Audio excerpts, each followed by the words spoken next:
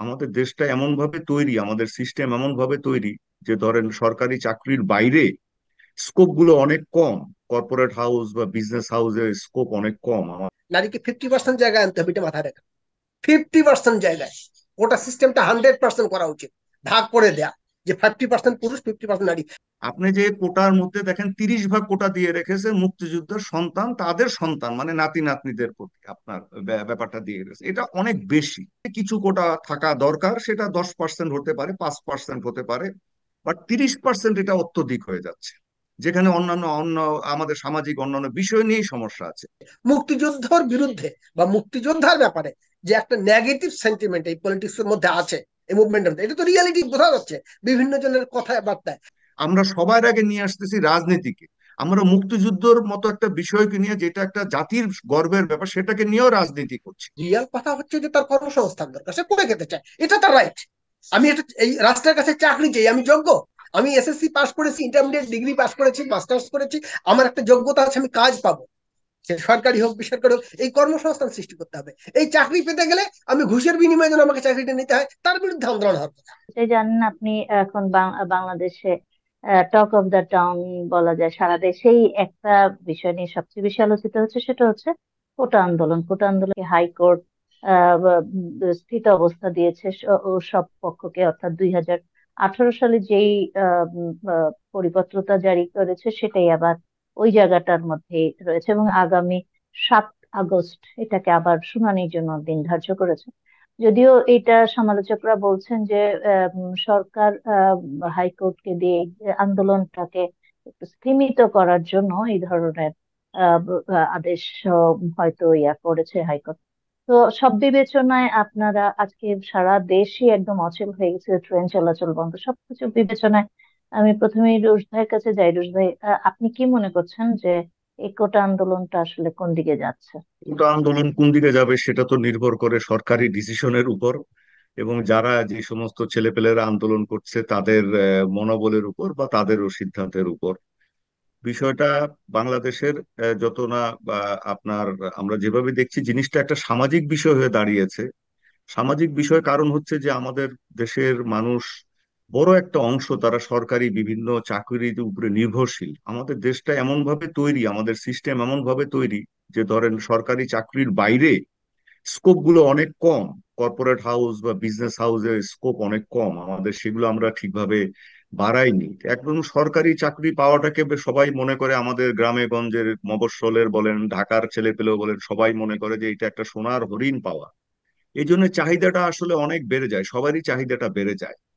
তবে একটা জিনিস আমি বলি যে আহ, পুরো সিস্টেম, বাংলাদেশের পুরো সিস্টেম, সামাজিক যে সিস্টেম, আর্থ রাজনৈতিক বা আর্থ সামাজিক যে সিস্টেম, পুরো সিস্টেমটাই কি ঠিক আছে? পুরো সিস্টেম ঠিক না থাকলে শুধুমাত্র একটা বিষয় নিয়ে কথা বলে তো কোনো লাভ নেই, বা আন্দোলন করেও লাভ নেই। ধরেন আপনি একটা মানে রান্না করতে বসছেন, আপনি মাংস রান্না করবেন, আপনার মাংসই সেখানে নেই, আলুও সেখানে নেই, আপনি রসুন পেঁয়াজ নিয়ে আপনি নাড়াচাড়া করছেন আর বলছেন যে না রসুন পেঁয়াজ কম পড়েছে, হ্যাঁ তেল কম পড়েছে, তাহলে তো হবে না, আপনার মাংসই তো নেই।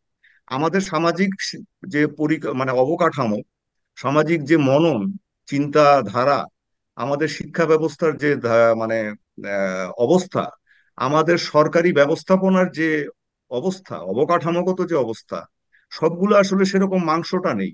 আমরা রসুন পেঁয়াজ নিয়ে আছি, যে কোটা চাকরি, শুধু চাকরি নিয়ে আমরা আছি।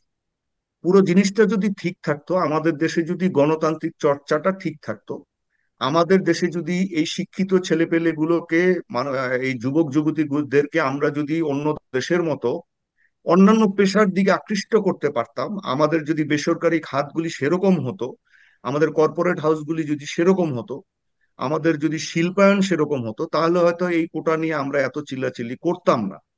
যারা কোটা আন্দোলন করছেন সেই আহ, মানে যুবক যুবতীরা, তারা একটা চাকরি, সরকারি চাকরি পর সোনার হরিণের জন্য তারা আসলে আন্দোলনটা করছে, তাদের ব্যক্তিগত স্বার্থে তারা মানে স্বার্থটা ঠিকভাবে উদ্ধার করতে পারছে না। এখন যেহেতু রাষ্ট্র ব্যবস্থাপনাটাই এরকম যে সরকারি চাকরির উপরে বেশিরভাগ মানুষকে নির্ভর করতে হয়, তো তাদেরকে দোষ দিয়ে লাভ নেই। এখানে একটা জিনিস আমি সবচেয়ে খারাপ বলে মনে করি, দেখেন আমি আমার যখন সাংবাদিকতা জীবন শুরু করি 90 দশকের শুরু থেকে, বাংলাদেশের যত মানে প্রতিশোধ মানে বড় বড় মুক্তিযোদ্ধা ছিলেন, যারা হয়তো অনেক ইন্তেকাল করেছেন, এখনো যারা বেঁচে আছেন, তাদের বেশিরভাগের ইন্টারভিউ আমি করেছি, তাদের সাথে আমি মিশেছি। আমি তাদের কারোর মধ্যে কোনোদিন লোভ দেখি, কোনো লালসা দেখিনি। আমি এমন অনেক আমি যেহেতু আর্মিতে ছিলাম, আমার অনেক মুক্তিযোদ্ধা জেনারেল যারা এখনো আছেন, বীর প্রতীক, বীর বিক্রম, তারপরে কর্নেল, ব্রিগেডিয়ার, রিটায়ার্ড, এরকম বীর উত্তম যারা আছেন, আমি তাদেরকে দেখেছি খুবই সাধারণ জীবন যাপন করে। এবং তাদের কোনো উচ্চাকাঙ্ক্ষা আমি তাদের মধ্যে দেখিনি কোনো সময়। তারা তাদের সন্তানদেরকে নিয়েও তাদের মধ্যে এরকম কখনো ভাব দেখিনি যে তাদের সন্তানকে এটাই হতে হবে, এত টাকা উপার্জন করতে হবে বা এই জায়গায় যেতে হবে, আমি কোনোদিন দেখি। এবং আমার নিজের মামা শ্বশুর একজন নামকরা মুক্তিযোদ্ধা ছিলেন, তিনি পরবর্তীতে সেনাবাহিনীতেও ছিলেন, পরবর্তীতে সেক্রেটারি হয়ে রিটায়ার করেছিলেন, মারা গেছেন কোভিড এর সময়। আমি তার সন্তানদেরকেও, আমি ওনাকেও দেখিনি যে কখনো তার সন্তানদেরকে এই সরকারি চাকরি পেতে হবে, এইটা করতে হবে, এগুলো নিয়ে তাকে কখনো মাতামাতি করতে আমি দেখিনি। এখন কথাটা হচ্ছে যে বাংলাদেশে আমরা কি মেরিটোক্রেসির দিকে যাব, নাকি আমরা শুধু এই কোটা, বিভিন্ন বিষয় নিয়ে কোটা নিয়েই থাকবো? আপনি মুক্তিযুদ্ধ করে তো স্বাধীন হয়েছে দেশ, এরকম আরো অনেক আছে, যেমন ভিয়েতনাম 30 বছর যুদ্ধ করেছে। আপনি আজকে ভিয়েতনামের, এটা একটা কমিউনিস্ট কান্ট্রি, তাদের আজকে অবস্থানটা দেখেন, তারা মেরিটোক্রেসি দিয়ে কোথায় চলে যাচ্ছে। তাদের যে বেসরকারি জায়গাগুলোতে এক একটা মানে যুবকদের যে কর্মসংস্থানের অবস্থানটা তারা কোথায় নিয়ে এসছে, বিশাল অবকাঠামো তারা তৈরি করে ফেলছে শিল্পায়নের বিভিন্ন জায়গা দিয়ে। সুতরাং সরকারি চাকরি নিয়ে তাদের যুবকদের এত চিন্তা করতে হয় না। আপনি আপনি আরো অনেক দেশ এরকম আপনি দেখতে পারবেন। কিন্তু বাংলাদেশে আমার কথা হচ্ছে যে মুক্তিযুদ্ধের ব্যাপারটাকে নিয়ে আমরা এত বেশি, যে মুক্তিযুদ্ধ যারা করেছেন বড় বড় মুক্তিযোদ্ধা, তারা কিন্তু এরকম না। কিন্তু আপনারা হয়তো নিজেরাই দেখেছেন যে আমাদের পত্র পত্রিকাতেও রিপোর্ট এসছে যে এত হাজার মুক্তিযোদ্ধার বয়স, জন্মই হয়েছে আপনার স্বাধীনতার পর, এরাও মুক্তিযুদ্ধের সার্টিফিকেট বাগিয়ে নিয়েছে। আমি যখন একটা দৈনিক পত্রিকায় ছিলাম 1999 থেকে 2005 পর্যন্ত, তখন আমার একজন জুনিয়র কলিগ ছিলেন, সে এখন একটা বড় টেলিভিশন চ্যানেলের বড় পদে আছে। আমার আমার থেকে মনে হয় 10-12 বছরের ছোট হবে ও। তো তখন মুক্তিযুদ্ধ তালিকা তৈরি করা হচ্ছিল। আমাদের চিফ রিপোর্টার ওকে বলেছিল যে তুমি একটু দেখো তো মুক্তিযুদ্ধ তালিকাগুলো কেমন হচ্ছে, ঠিকভাবে দেখো। ও নিজে 3-4 দিন, he was a very good investigative reporter, আপনি নাম বললেই চিনবেন, আমি বলছি না। খুব ভালো অনুসন্ধানী রিপোর্ট করতে পারতো। ওকে আমরা পাঠাতাম যে এটা খুঁজে বের করে নিয়ে আসো, খুঁজে বের করে কি কি করে যে ডকুমেন্ট সবকিছু বের করে নিয়ে আসতে পারতো। ও নিজের নামে একটা মুক্তিযুদ্ধ সার্টিফিকেট তৈরি করে নিয়ে আসছে। ওর জন্ম কিন্তু 71-এর বহু পরে, মানে আমার জন্ম 65 সালে, আমার 10-12 বছরের ছোট হলে আপনি বুঝতে পারেন কত। নিয়ে আসছে, আমরা তো সবাই হতবাক, এটা কেমনে তুমি আনলা? না, এটা আমি আমি করে নিয়ে আসছি। এবং এটা প্রমাণ করার জন্য পরে এটা রিপোর্ট হয়েছিল। তা আমার সাথে ওর যখন এখনো প্রেস ক্লাবে দেখা হয় মাঝে মাঝে, তখন আমি ওকে বলি যে কি তোমার এই সার্টিফিকেটটা আছে? কয়, হ্যাঁ রুশ ভাই আছে। ওইটা কি করছো? কয়, রেখে দিয়েছি। এখন এরকম যদি অবস্থা হয়, তাহলে মেধাবীরা কোথায় যাবে? আপনি যে কোটার মধ্যে দেখেন 30 ভাগ কোটা দিয়ে রেখেছে মুক্তিযুদ্ধের সন্তান, তাদের সন্তান মানে নাতি নাতনিদের প্রতি আপনার ব্যাপারটা দিয়ে রেখেছে, এটা অনেক বেশি। আমি আমি নিজে একদম পুরোপুরি মুক্তিযুদ্ধদের কোটা উঠিয়ে দেওয়ার পক্ষে বলবো না। আমি বলবো যে তারা জাতির যেহেতু শ্রেষ্ঠ সন্তান, তাদের পরিবার থেকে কিছু কোটা থাকা দরকার। সেটা 10% হতে পারে, 5% হতে পারে, বাট 30% এটা অত্যধিক হয়ে যাচ্ছে। যেখানে অন্য আমাদের সামাজিক অন্যান্য বিষয় নিয়েই সমস্যা আছে। দেখেন আরো কিভাবে সমস্যা তৈরি হয়, আপনি মুক্তিযুদ্ধের কথা বাদই দেন। আপনি আজকে সরকারি একটা চাকরিতে, সেটা বিসিএস হোক বা নন ক্যাডার হোক, আপনি অন্য যে কোনো জায়গায় হোক, আপনি টিকলেন, আপনার সন্তান ভালো পরীক্ষা দিয়ে মেধাবী, সে টিকলো, তারপরে সিকিউরিটি ক্লিয়ারেন্স, নিরাপত্তা ছাড়পত্র আপনাকে আনতে হবে। এই নিরাপত্তা ছাড়পত্র আনতে গিয়ে আমাদের গোয়েন্দা সংস্থাগুলো খোঁজা আরম্ভ করবে যে ওই ছেলেটার বাবার, ওই বিআই বাবার শ্বশুরের অমুকের তমুকের বিড়াল বিএনপি করতো কিনা, তার অমুকের জ্যাঠার ছেলের বউ সে এক সময় ছাত্র দল করতো কিনা। এগুলা খুঁজে বের করে ছেলেটাকে আর চাকরি দেয় না, নিরাপত্তা ছাড়পত্র দেয় না, তাকে বলে যে না, সে এই বিরোধী মতের, সরকারের জন্য অসুবিধা হবে, সুতরাং সে চাকরি পায় না। এরকম প্রচুর ঘটনা ঘটছে। বিএনপির সময় ঘটেছে, বিএনপির সময় এরকম অন্য দলের লোকজনকে চাকরি দেয়নি, আওয়ামী লীগের লোকজনকে চাকরি দেয়নি। মানে আমরা দল ভিত্তিক ভাবে এরকম নিরাপত্তা ছাড়পত্রের নামে তো একটা জিনিস তৈরি করেই রেখেছি, সেখানে আমরা অনেক মেধাবীদেরকে নিতে পারছি না। আবার যদি আপনি এই ধরনের জিনিস করেন, কোটার মাধ্যমে করেন, তাহলে আমাদের দেশটা তো মেধাবী ছেলেপেলেরা যাবে কোথায়? বেসরকারি খাত নাই, তারা বিদেশে কয়টা যাবে, কয়টা ছেলেপেলে যাবে?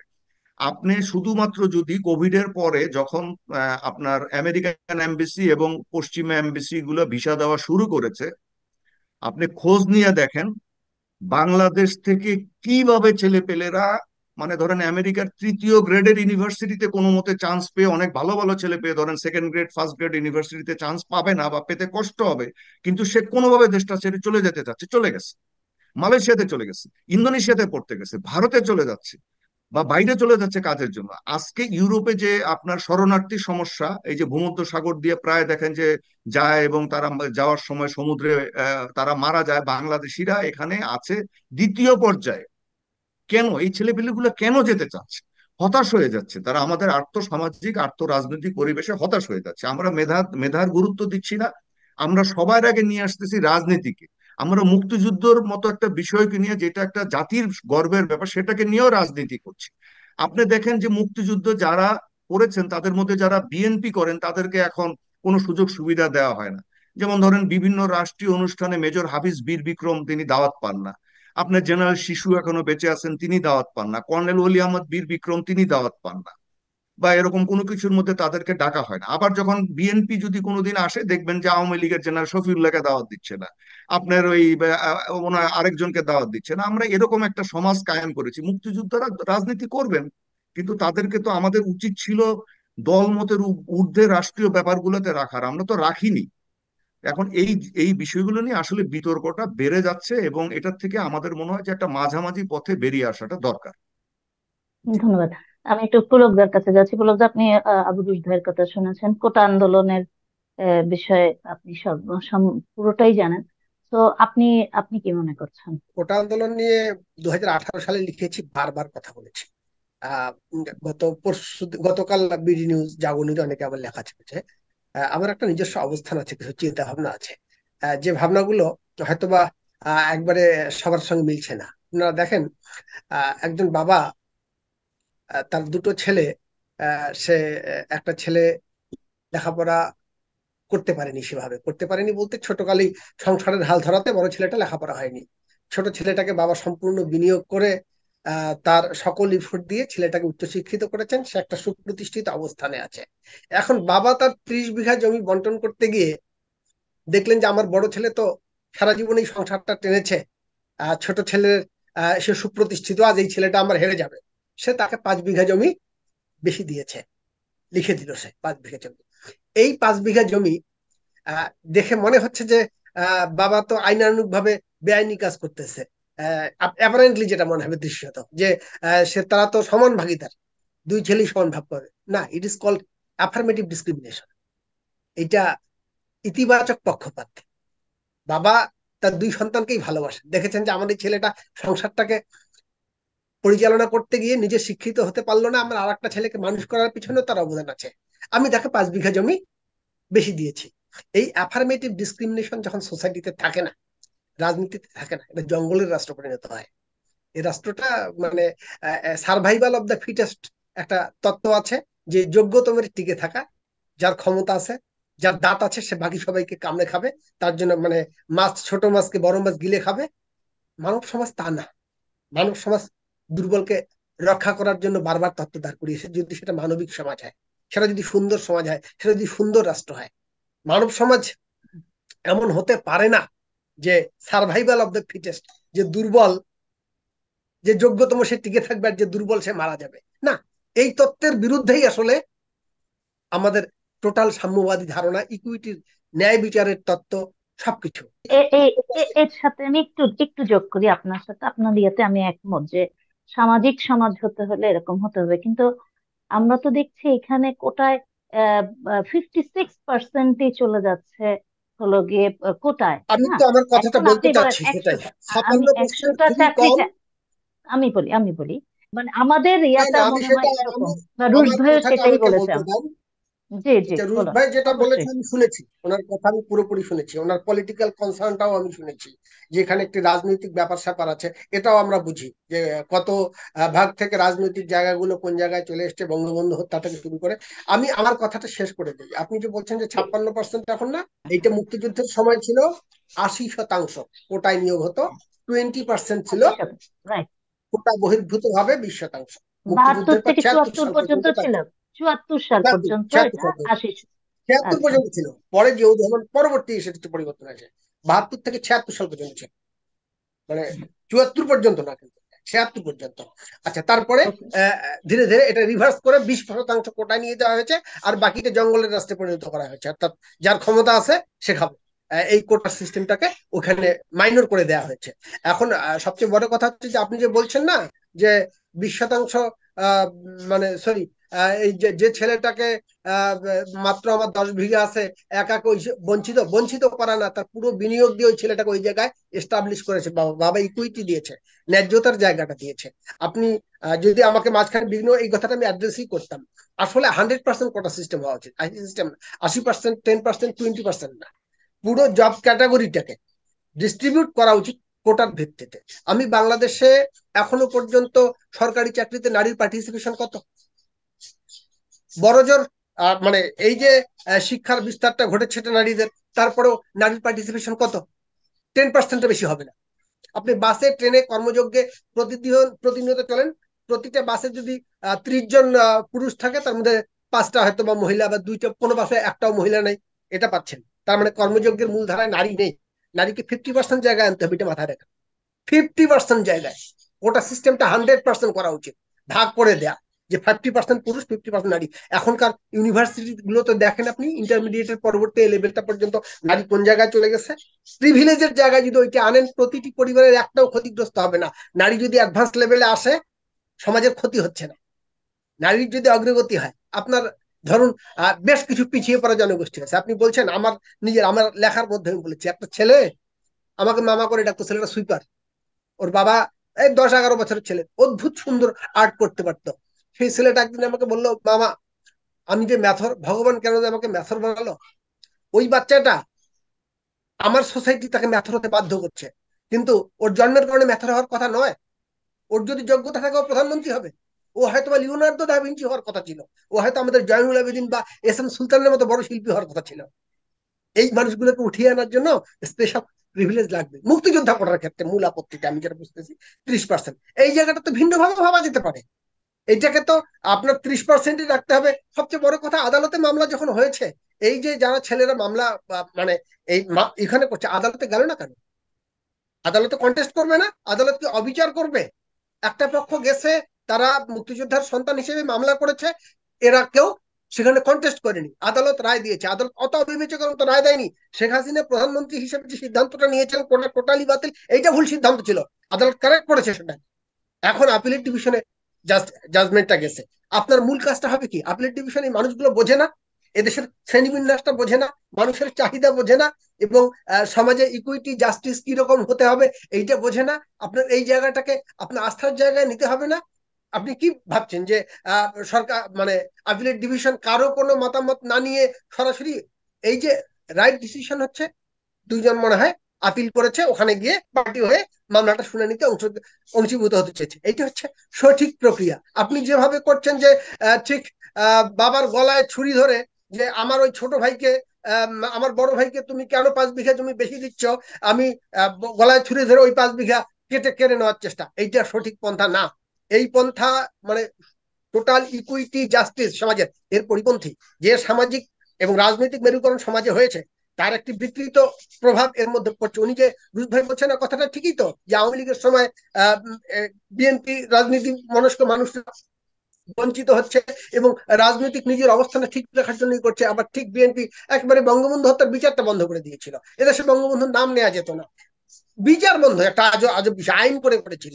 এইরকম একটা পরিস্থিতি থেকে আবার মানে দীর্ঘটা সময় একভাবে গেছে, এই সময়টা আরেকভাবে যাচ্ছে। মুক্তিযুদ্ধের বিরুদ্ধে বা মুক্তিযোদ্ধার ব্যাপারে যে একটা নেগেটিভ সেন্টিমেন্ট এই পলিটিক্স এর মধ্যে আছে, এই মুভমেন্টের মধ্যে, এটা তো রিয়ালিটি বোঝা যাচ্ছে বিভিন্ন জনের কথায় বার্তায়।